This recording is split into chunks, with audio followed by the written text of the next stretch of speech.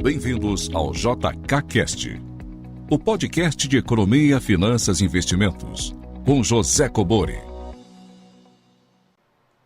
Sejam todos muito bem-vindos a mais um episódio do JKCast. Estou aqui novamente com o Ed Cobori. Tudo bom, Ed? Tudo bom, e você, professor? Tudo tranquilo. Vamos lá, pessoal. Perguntas em áudio e texto para o WhatsApp 61 98117 0005. Perguntas entre 40 segundos e 1 minuto e textos equivalentes à leitura nesse tempo, tá ok? Conteúdos extras, só acessar meu site josecobori.com.br. Conteúdos que você não encontra aqui no canal e nem no nosso podcast.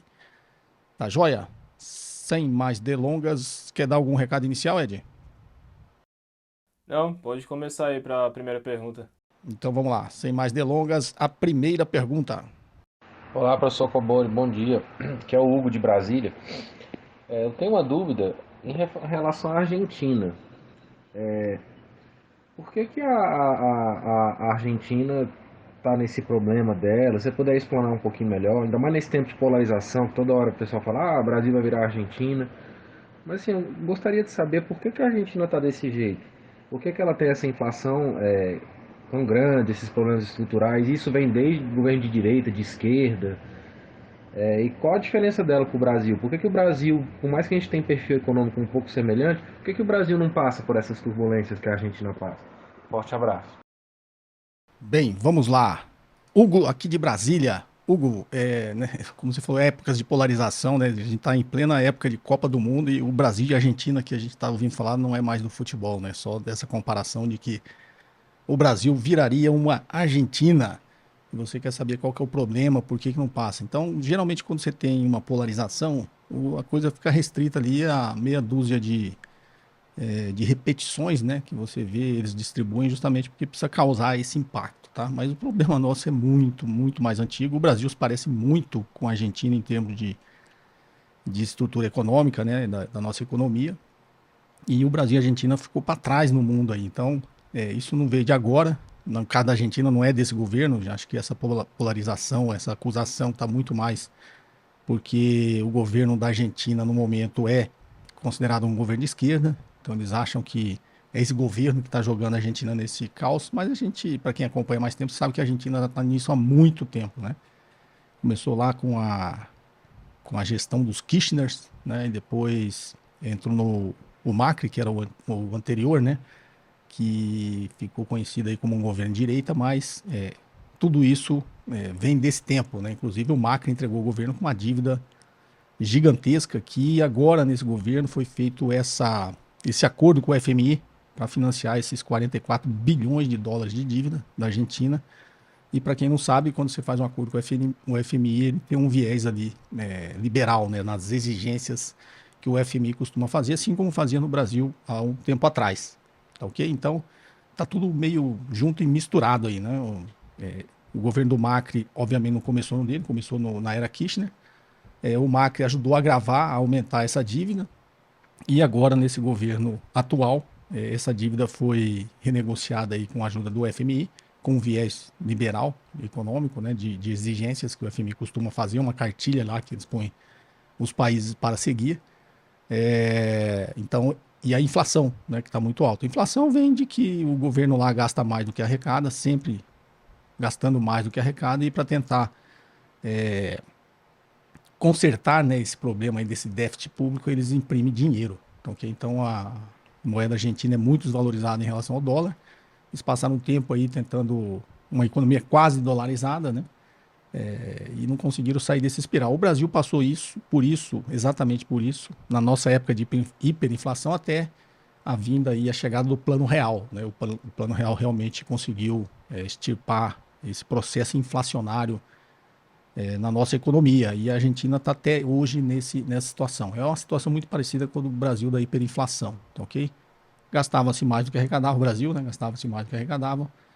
Precisava emitir dívida para conseguir cobrir esse déficit orçamentário, e aí emitia a dívida, chegava no pagamento da dívida, tinha que enrolar a dívida, e não conseguindo enrolar a dívida, né, aquela parte você não consegue enrolar, você tem que pagar, tinha que imprimir dinheiro para pagar, e entrou nessa espiral aí, por isso a gente chegou nesses momentos da hiperinflação, ok? Veio o Plano Real, que hoje é reconhecidamente o melhor plano econômico já criado no mundo, tá? Para controle de inflação, e colocou o Brasil nos eixos aí, e aí, extirpado o processo inflacionário, a gente conseguiu ter um pouquinho mais de previsibilidade e estabilidade econômica, né? A Argentina não conseguiu isso até hoje, então, conforme o tempo passa, eles vão cada vez agravando mais esse problema, tá ok? Mas o problema não é esse, né? O cerne do problema não é esse, por isso que eu falo, a gente não pode ser reducionista de olhar agora esse momento e ficar falando que o Brasil vai virar uma Argentina. Na realidade, o Brasil e a Argentina é muito parecido, como eu disse no início. Isso vem historicamente, né? A gente precisa entender um pouquinho da evolução, não só da história, como do pensamento econômico. O Brasil e a Argentina eram grandes países produtores de commodities, sempre foram. Tá, ok? A Argentina chegou a ser muito rica lá do século XIX para o século XX. E aí tem um pouquinho de geopolítica, né? Tem alguém que fez um comentário que você não entende nada de geopolítica. Então eu vou falar um pouquinho do que eu entendo. E quem quiser, de repente, fazer um comentário aqui e acrescentar, será bem-vindo. Tá ok? Porque eu vou misturar um pouquinho aqui o conceito para a gente conseguir entender de onde vem esse problema, não só da Argentina como do Brasil. Tá ok? O que nos diferencia hoje é porque o Brasil conseguiu controlar o processo inflacionário. Mas economicamente a gente é muito parecido. A Argentina foi muito rica aí do século XIX para o século XX, porque eles sempre foram grandes exportadores também de trigo, né? De commodities, mas principalmente do trigo. Tanto que a Argentina, na pauta de exportação da Argentina, ela exporta muito trigo para o Brasil. Pra vocês terem uma ideia, o Brasil ainda precisa importar metade do trigo que a gente consome. E dessa metade do trigo que a gente consome, mais de 80% vem da Argentina. Então a Argentina ainda é um grande produtor, exportador de trigo. Só que nessa pauta de exportações da Argentina, na passagem do século XIX até o início da Segunda Grande Guerra Mundial, né, a Argentina era muito rica porque ela exportava muito trigo e outras commodities para a Inglaterra. Para quem não sabe, quando iniciou a Segunda Guerra Mundial, na Primeira e Segunda Guerra, os Estados Unidos estavam começando ainda a se tornar uma grande economia, tá ok? Mas no início da Segunda Guerra Mundial, a potência mundial industrial era a Inglaterra e a Alemanha, tá ok? Tanto que o início da guerra se deu muito mais pelo desentendimento, né, e pela falta da diplomacia entre os dois, muito mais, obviamente, culpa do Hitler, que queria a guerra, né? Ele não queria evitar a guerra, ele queria a guerra. Então, depois da Segunda Grande Guerra Mundial, a gente teve sempre depois das grandes guerras mundiais, né, das grandes confrontos e grandes crises, né, existe uma mudança nessa geopolítica mundial. E os Estados Unidos, depois da Segunda Guerra Mundial, passou a fazer esse papel, né, da grande economia do mundo, que antes era da Inglaterra e da Alemanha, na Primeira Guerra Mundial e até o início da Segunda Guerra Mundial. E aí isso acabou prejudicando a Argentina, porque a Argentina tinha como seu grande cliente, comprador do seu trigo, a Inglaterra. E aí os Estados Unidos, assumindo esse papel de grande liderança mundial e grande economia, a Argentina sofreu o primeiro grande baque na sua economia, porque os Estados Unidos também produz trigo, né? E nessa produção de trigo, obviamente, a Argentina acabou perdendo aí uma boa parte da sua pauta de exportação. Então, eu estou falando de commodities, o Brasil também é um grande exportador de commodities até hoje. Quando o Brasil e a Argentina tinham uma potência industrial, e aí entra nessa jogada agora o advento do surgimento dessa grande potência hoje, que é a China. Pra você ter uma ideia, na década de 80, o Brasil tinha uma produção industrial maior do que a China e a Coreia junto. Olha só que loucura, na década de 80, tá? E hoje está longe disso, né? A China, para você ter uma ideia, ela tem uma produção industrial em torno de 4 trilhões, acho que até já passou 4 trilhões de dólares. Pra você ter uma ideia, isso é o dobro da produção industrial dos Estados Unidos, que é de 2 trilhões de dólares. Então, olha só, o Brasil, do ponto de vista da produção industrial, era maior do que a China e a Coreia do Sul, juntos, na década de 80. Hoje, a maior potência industrial do mundo é a China, que é o dobro dos americanos. Então, olha que loucura. Esse crescimento da indústria chinesa, da potência industrial chinesa, e aí aqui eles falam, o país comunista tem a Coreia do Sul também, tá? E os dois, né, são exemplos. Quem gosta de usar a Coreia do Sul como liberal é um exemplo, quem gosta de usar a China como comunista é um exemplo. Os dois tiveram uma forte presença do Estado, tá? Para fazer, eu já comentei aqui, né, a indústria coreana, ela cresceu e se tornou uma potência porque o Estado coreano subsidiou isso e deu uma certa proteção para a sua indústria até ela ficar madura. Já expliquei isso também sobre o Japão e a Alemanha, né? E aí está envolvido não só a presença do Estado, como o controle do câmbio, né? Por que a China virou uma grande potência industrial? Porque ela controla o seu câmbio e mantém um câmbio que seja favorável, né? Para que ela exporte. Que o câmbio dela desvalorizado, os produtos dela são mais competitivos no exterior. E a China hoje é o maior exportador mundial de produtos industrializados. Então, okay? E ela importa muita commodity para o Brasil. Então, essa ascensão da China como potência industrial acabou desidratando a nossa indústria. O Brasil e a Argentina, né? Eles nunca tiveram essa presença do Estado para proteger a sua indústria e até desenvolvê-la. E quando eu falo proteger e desenvolvê-la é criar mecanismos que aí só o Estado pode, né? Para que as empresas industriais, as indústrias no Brasil se tornem fortes e competitivas. E o Brasil não fez isso, e nem a Argentina, né? Então a gente tem uma grande pauta aqui no Cone Sul entre os dois países, Brasil e Argentina, né? O Brasil exporta produtos industrializados para a Argentina e a Argentina exporta produtos industrializados para o Brasil. Quando a gente olha sob o ponto de vista do global, né? Da geopolítica global aí, a gente está isolado, tá? Porque a grande produtora industrial é a China, né? O Japão, a Alemanha, Estados Unidos, Coreia, são grandes exportadores e eles estão aí no que a gente chama da fronteira tecnológica. Então, novamente, a presença do Estado exige que o Estado invista muito fortemente em ciência e tecnologia. E atualmente a gente está fazendo o inverso, né? A gente está tirando tudo quanto é tipo de orçamento de investimento em ciência e tecnologia. Então o Brasil, e aí a China fez com isso, né, o seu crescimento e a sua potência industrial fez com que o Brasil e a Argentina focassem aí no que a gente chama de grandes produtores e exportadores de commodity. Então o que salva hoje a nossa economia é a produção de commodity, assim como da Argentina, ok? Então os dois países estão praticamente aí de mão dadas nesse problema que a gente fala, que é da desidratação da sua indústria. Tá, ok? Não vou me alongar muito, porque eu já expliquei aqui sobre o que a Segunda Guerra Mundial influenciou aí no crescimento do Japão e da Alemanha. Coincidentemente, os dois países que perderam a guerra, né? Eles foram subsidiados através de políticas cambiais no acordo de Bretton Woods, que permitiu que a indústria desses países se fortalecesse e se tornassem as maiores indústrias do mundo. Antes da ascensão da China, a maior potência industrial da Ásia era o Japão, hoje é a segunda maior potência. E a maior potência industrial da Europa é a Alemanha, tá, ok? Então tem tudo uma interligação aí quando você olha sobre o ponto geopolítico e econômico mundial, tá, ok? Então o Brasil, a diferença é que o Brasil controlou a sua inflação e obviamente a nossa economia é maior que a economia argentina, tá, ok? Então a gente, com a inflação sob controle, né, graças ao Plano Real, a gente tem aí, é engraçado, né, que eu falei aqui no outro podcast, até no vídeo da semana, e o pessoal quer jogar o que eu falo dentro da polarização, né?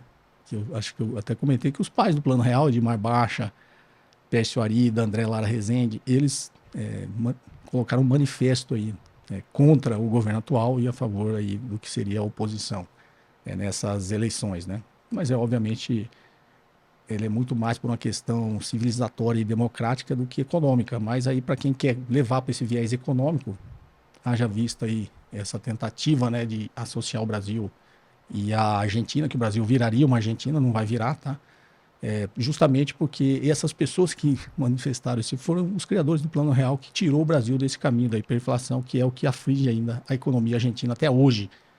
Então, é uma coisa muito acima disso, né? Tem a parte da inflação que eu estou colocando a diferença que o Brasil não se tornaria uma Argentina agora, tá?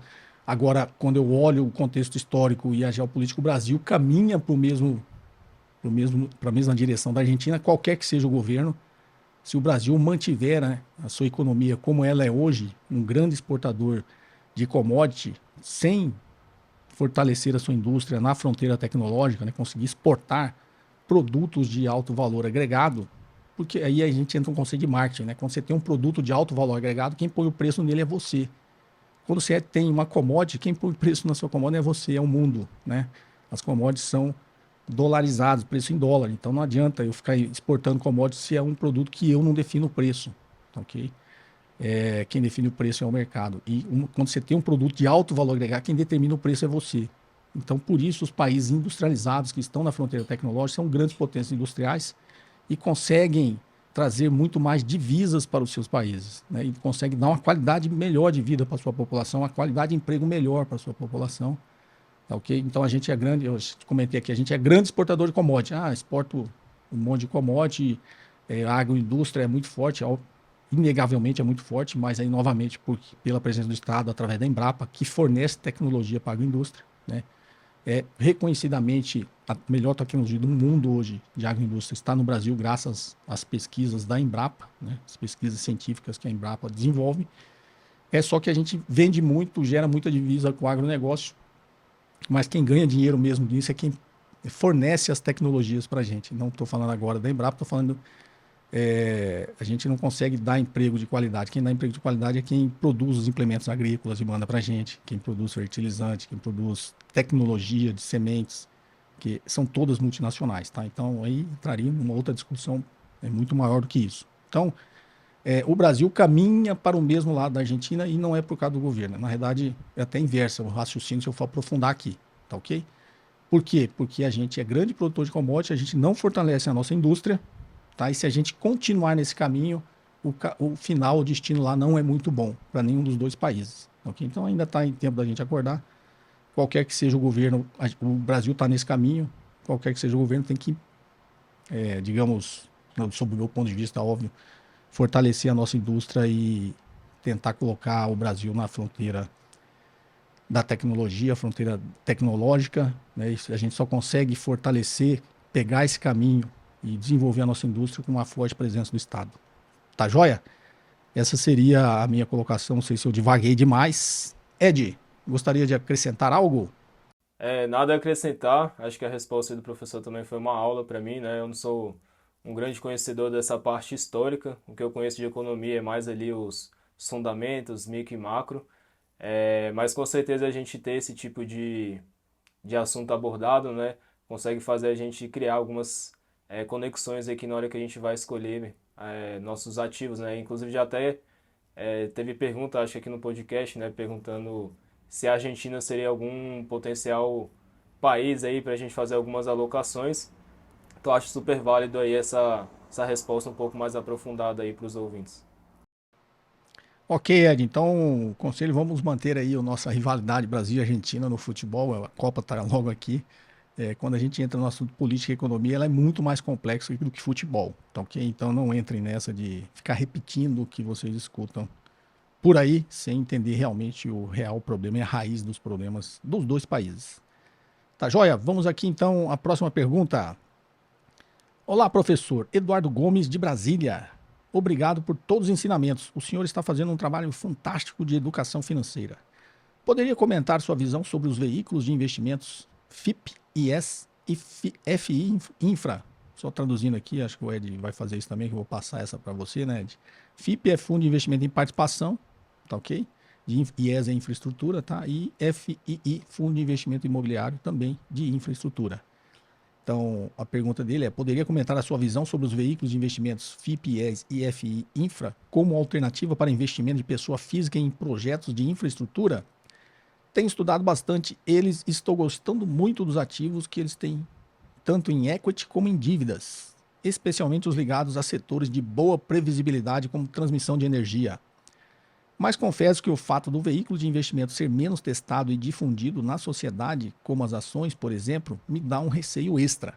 Obrigado. Vamos lá, Ed, essa fica para você. Vamos lá, Eduardo. Então, o professor já explicou aí, né, essas siglinhas aí para deixar todo mundo na mesma página. É só um complemento aqui, né? Geralmente FIP é conhecido no mercado como Private Equity, então você pode ver com esse formato também. E o IE, dependendo do fundo, ele não pode ser a sigla de infraestrutura, né? Ele pode ser investimento no exterior. Então, mais para você se atentar aí a essas exceções, a esses conhecimentos aí que pode te ajudar. Questão do FIINFRA, né? Como você comentou aí, ele é um fundo imobiliário que ele investe em dívida. Então, ele vai comprar ali a debêntures de empresas desse setor, ele vai comprar a CRI, vai comprar LCI. E já o FIP de infraestrutura não, né? Geralmente ele entra ali na parte do equity, ou seja, ele vai comprar uma participação societária ali da empresa, e aí geralmente não, né? Obrigatoriamente ele precisa fazer ali uma interferência na gestão dessa empresa. Então ele vai indicar os diretores, vai indicar gestores ali para poder otimizar ali a possibilidade dele ter um bom retorno daquele investimento. Existem algumas exceções, né? O FIP ele também pode investir em dívida, só que geralmente são dívidas atreladas a conversões em ações futuramente, né? Então ele vai lá, compra uma debênture e daqui 5 anos essa debênture ela vai ser convertida em um percentual societário. Então isso aí já vai definir o que você vai investir, né? Se você quer focar em dívida, provavelmente você vai ali para o veículo de FII, e se você quiser olhar, né, como a parte de equity, você vai entrar ali num FIP. A principal vantagem, né, dessas duas estratégias aí que você comentou é a parte tributária. Então, tanto o rendimento quanto o ganho de capital ali, através desses fundos, eles são isentos.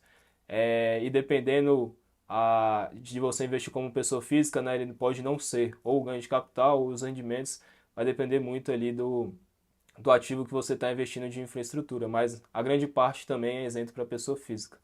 O problema aqui é que o FIP e o FII, tem alguns também, né, mas não são todos, eles são para investidores qualificados ou profissionais. Então, diferente do senso comum, né, que o pessoal acha que todo fundo imobiliário é para investidor de varejo, existem algumas exceções que são destinadas só para investidor qualificado e profissional.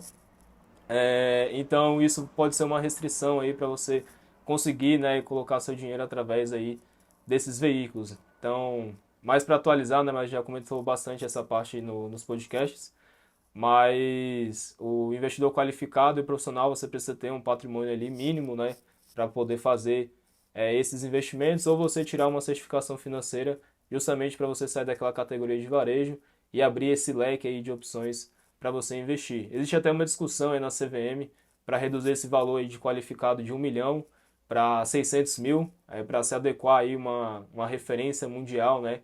Eles fizeram um estudo e viu que esse 1 milhão está muito além do que deveria ser, né, pelos padrões brasileiros, mas acho que isso não vai abrir tanto o leque para o investidor de varejo, né? Acho que quem não tem 1 milhão de reais provavelmente não vai ter 600 mil, então acaba que mesmo que essa legislação altere aí, talvez não deixe tão acessível assim quanto deveria ser.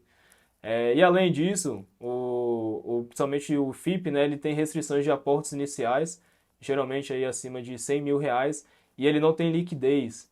Então, ou seja, por mais que você se enquadre dentro do investidor qualificado ou profissional, talvez esses 100 mil reais aí de aporte mínimo possa ser uma restrição, né? Talvez você não queira destinar essa parcela do seu patrimônio para esse tipo de investimento.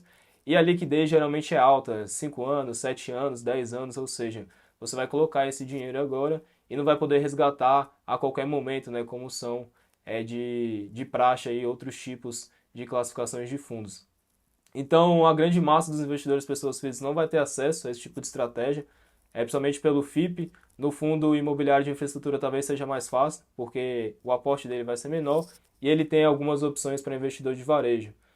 Então, talvez esse seu receio, né, de não investir é mais por você não estar seguro por conhecer tanto esses ativos, e não porque esses fundos que você comentou não são tão conhecidos, né? Eles não são conhecidos justamente por essas regulações que eu comentei, mas você investir através deles do que investir sozinho, isso vai trazer uma segurança muito maior, né? Porque ele tem bons profissionais que vão fazer essa gestão de risco, provavelmente muito melhor do que a gente.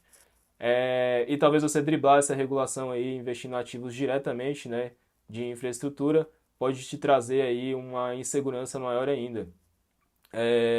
Então, é diferente do senso comum aí também de que esses ativos são desconhecidos ou pouco difundidos, ou pouco testados. Eu acho que é mais porque eles não estão no mainstream, por ele não serem, né, veículos de investidor de varejo. Geralmente o pessoal não faz vídeo de YouTube, o pessoal não comenta em podcast, mas são sim veículos que já foram testados, né, muito confiáveis aí para os investidores, principalmente institucionais. Então, acho que se esse for o seu receio, pode ficar tranquilo. Lógico que você precisa fazer uma análise muito mais criteriosa ali para entender o gestor, o fundo, o que eles fazem, qual que é a política de investimento, mas eles estão sim, né, já foram validados e são amplamente aceitos aí pelo mercado financeiro, tanto o FIIP de infraestrutura quanto o FIINFRA.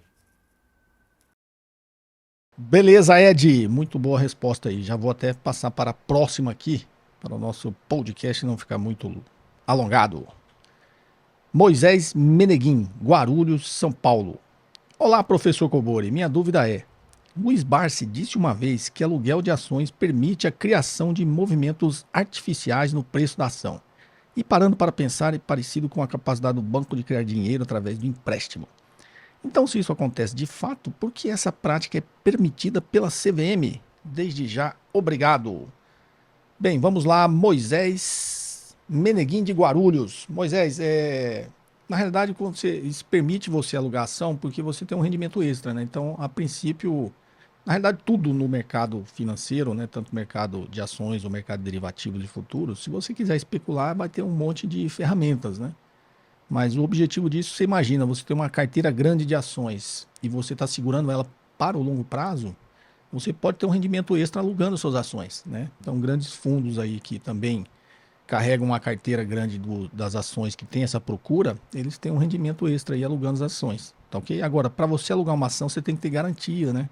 Quem aluga uma ação? Porque o cara não tem e ele quer fazer uma operação vendida, né? Basicamente é isso, quem está especulando. Então ele não tem ação, aluga ação para poder vender. Só que para ele, a corretora dele, por questões de segurança, para fazer essa operação com ele, ele tem que ter uma garantia. Então, de repente, ele não tem ações, mas tem produtos lá de renda fixa, né? Tem títulos do Tesouro, tem outras debêntures, tem alguma coisa lá na carteira dele que aí fica retida ali como garantia, porque ele tem que devolver essa ação para quem ele alugou. Tá ok? Então é muito mais nesse sentido. Agora é arriscado, né? Quando eu falo isso, sempre as pessoas têm as ideias brilhantes de fazer isso. Acho que tem um vídeo aqui no canal que eu falei sobre aquele short squeeze da GameStop, né? Então olha só como foi essa história. Os fundos estavam apostando que a GameStop ia quebrar e a ação dela, obviamente, ia cair até no limite virar pó. E aí os fundos começaram a fazer uma operação vendida. Ficaram, como eles falam, short, né? Nessas ações da GameStop. Então, como os fundos faziam isso? Alugavam as ações, os outros ativos que estavam no fundo serviam de garantia, né? Eles alugavam as ações e vendiam elas no mercado apostando na queda. Então, se tudo desse certo, as ações iam cair, eles iam recomprá-las mais baratas, né? Então, imagina, vendi por 10, recomprei a 5, ganhei R$5 nessa operação ou 50%, né? E aí eu recomprei a ação, vou lá e devolvo para quem aluguei, só tem o custo aí desse período de pagar o aluguel dessa ação. Então essa operação geralmente é feita assim.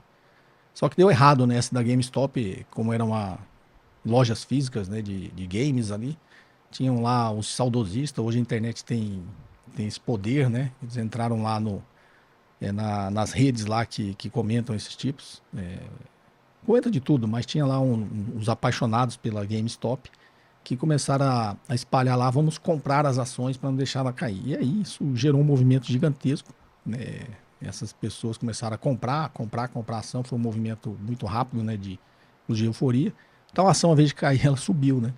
Elas subiram, e aí chegou no limite lá que os fundos tinham que devolver essas ações. Então ele vendeu por 10, nesse nosso exemplo aqui, agora teve que recomprar, sei lá, por R$30. Então tomou um prejuízo enorme, porque ele teve que recomprar e utilizou ali o dinheiro do fundo, as garantias do fundo para fazer isso, e os fundos realmente tiveram prejuízos monstruosos, tá? Então essa operação de aluguel de ações geralmente é feito com esse objetivo especulativo, né? Mas para quem está alugando é um rendimento extra para sua carteira de ações, tá ok? Vamos aqui então, Ed, alguma coisa a acrescentar? Ed? Bem, pessoal, acho que estamos com problemas técnicos aqui na internet. O Ed acabou que não conseguiu entrar aqui e caiu aqui a chamada dele. Vamos guardar, ele tinha mais uma pergunta aqui e uma resposta do Ed. Vamos guardar então para a semana que vem, tá ok? Perguntas em áudio e texto para o WhatsApp 61981170005. Perguntas entre 40 segundos e 1 minuto, se identificando e de onde você fala. Para conteúdos extras, acessem o meu site josecobori.com.br. Conteúdos que você não encontra por aqui no canal e nem no nosso podcast. Foi um prazer estar com vocês novamente e até o próximo episódio. Forte abraço. Você ouviu mais um episódio de JK Cast, o podcast de economia, finanças e investimentos com José Cobori.